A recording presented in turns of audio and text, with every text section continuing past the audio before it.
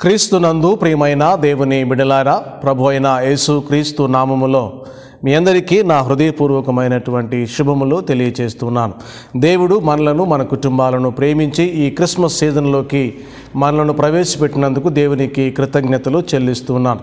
ఈ ఉదయకాలపు డివోషన్లో మనము ధ్యానించబోయేటటువంటి ధ్యానాంశము, ప్రభు అయినటువంటి యేసు క్రీస్తు వారు కన్యక గర్భమున పాపరహితునిగా ఈ లోకములో జన్మించుటకు గల కారణము ఏమిటో ఈ ఉదయకాలము మనము అధ్యయనం చేద్దాం.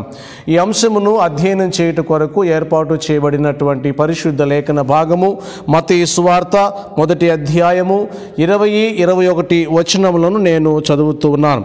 అతడు ఈ సంగతులను గూర్చి ఆలోచించుకొనుచుండగా, ఇదిగో ప్రభుదూత స్వప్నమందు అతనికి ప్రత్యక్షమై, దావీదు కుమారుడు అయిన యోసేపు, నీ భార్య అయిన మరియను చేర్చుకొనుటకు భయపడకుము. ఆమె గర్భము ధరించినది పరిశుద్ధాత్మ వలన కలిగినది. ఆమె ఒక కుమారుని కనును. అతడు తన ప్రజలను వారి పాపముల నుండి ఆయనే రక్షించును కనుక ఆయనకు యేసు అను పేరు పెట్టుదువనెను. ప్రార్థన చేసుకుందాం. ప్రేమ కలిగిన తండ్రి, పరిశుద్ధుడా, మీ కొందనాలు.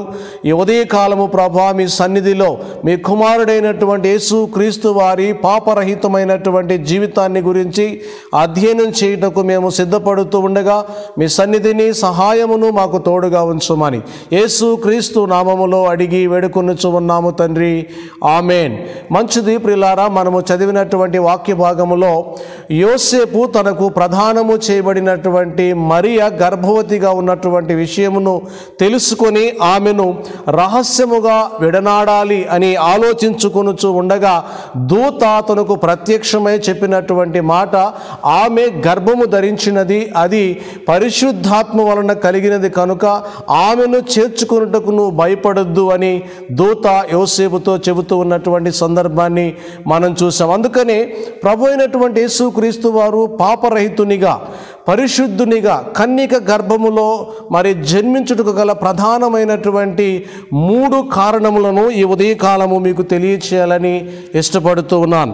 అందులో మొట్టమొదటి కారణం ఏంటి అని అంటే, అగోచరమైనటువంటి దేవుణ్ణి ఈ లోకానికి వెల్లడి చేయడం కొరకు పరిశుద్ధునిగా యేసు క్రీస్తు వారు ఈ లోకములో జన్మించాడని దేవుని వాక్యం మనకు తెలియజేస్తూ ఉంది.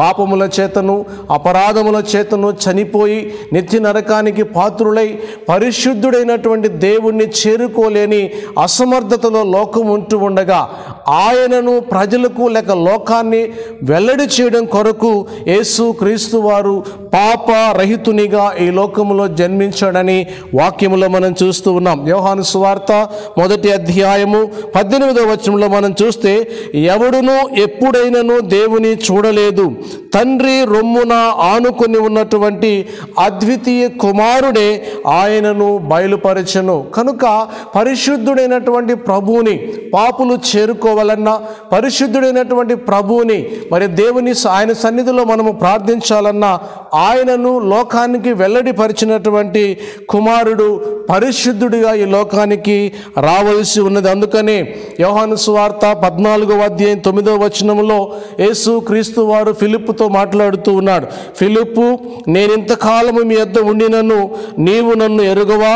నన్ను చూచిన వాడు తండ్రిని చూసినట్టేనని మరి ఫిలిప్పుతో యేసు క్రీస్తు వారు చెబుతూ ఉన్నాడు. కనుక మొట్టమొదటిగా అగోచరమైనటువంటి, మానవునికి అర్థం కానటువంటి, మానవ జ్ఞానానికి అందనటువంటి సర్వోన్నతుడైనటువంటి దేవుడు ఈ లోకానికి అర్థం కావాలి అని అంటే, ఆయన పాపరహితునిగా, పరిశుద్ధునిగా కన్యక గర్భమున ఈ లోకానికి రావలసి ఉన్నది.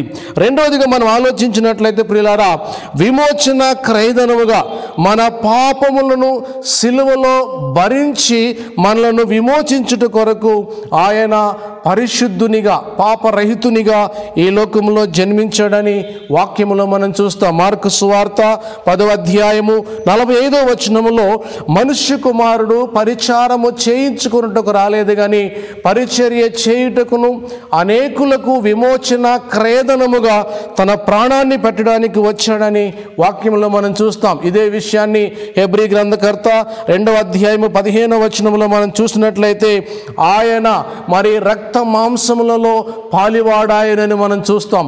ఈ లోకంలో ఉన్నటువంటి మనుషులందరూ కూడా మరి శరీరులుగా ఉన్నారు కనుక వారిని విమోచించుట కొరకు ఆయన రక్త మాంసములలో పాలివాడాయను అంటాడు. కనుక రెండవదిగా మనం గమనించినట్లయితే విమోచన క్రయధనముగా మనలను మన పాపముల నుంచి విడిపించడానికి ఆయన పాపరహితునిగా ఈ లోకములో జన్మించాల్సి వచ్చింది.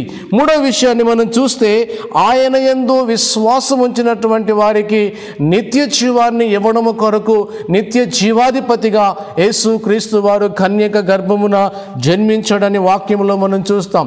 యోహాను సువార్త 3వ అధ్యాయము 16వ వచనంలో మనం చూస్తే దేవుడు లోకమును ఎంతో ప్రేమించెను కాగా తన అద్వితీయ కుమారునిగా పుట్టిన వాని యందు విశ్వాసం ఉంచువాడు నశింపక నిత్య జీవాన్ని పొందినట్లు దేవుడు ఆయనను అనుగ్రహించును అంటాడు. యోహాను సువార్తలోనే 10వ అధ్యాయము 10వ వచనములో గొర్రెలకు జీవమునిచ్చుటకును అది సమృద్ధిగా కలగడానికి నేను ఈ లోకానికి వచ్చానని ప్రభువైన యేసుక్రీస్తు వారు తన నోటితో స్వయముగా చెబుతున్నాడు. కనుక ఈ ఉదయకాలం వాక్యం వింటున్నటువంటి ప్రియ సహోదరుడా సహోదరి, యేసుక్రీస్తు వారి లోకములో పాపరహితునిగా పరిశుద్ధునిగా కన్యక గర్భమును పుట్టడానికి గల 3 కారణాలు మనం తెలుసుకున్నాం. అందులో మొట్టమొదటిది అగోచరమైనటువంటి దేవుణ్ణి లోకానికి వెల్లడిపరచడానికి, రెండోదిగా విమోచన క్రయధనముగా మన పాపములను సిలువలో భరిస్తూ తన ప్రాణాన్ని అర్పించడానికి, మూడవదిగా ఆయన యందు విశ్వాసం ఉంచిన వారికి నిత్య జీవాన్ని ఇవ్వడానికి యేసుక్రీస్తు వారు పరిశుద్ధునిగా జన్మించాడని ఈ ఉదయకాలం తెలుసుకున్నాం. అలాంటి పరిశుద్ధుడైనటువంటి క్రీస్తుని మీ హృదయాలలో మరి కలిగి పరిపూర్ణమైనటువంటి క్రిస్మస్ ఆనందాన్ని సంతోషాన్ని మీరు పొందుకోవాలని తెలియజేస్తూ ముగిస్తూ ఉన్నాను. దేవుడు మిమ్ములను మీ కుటుంబాలను దీవించి ఆశీర్వదించును గాక.